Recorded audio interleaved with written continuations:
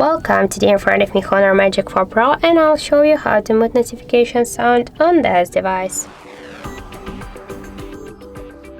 So first let's open the settings and then tap on the sounds and vibration. After that you'll see here ring and notifications volume panel, and just to mute the ringtones and notifications you should hold and swipe to the left side this white dot.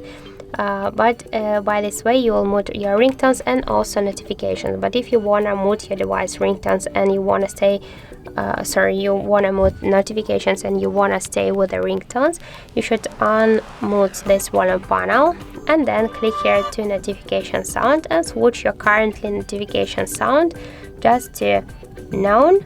Then just go back, and by this way we can see that we have here set vibration only, and by this way we'll mute our notifications but we'll stay with the ringtones. So that's it. Thank you for watching, and if you find this video helpful, don't forget to leave a like, comment and to subscribe our channel.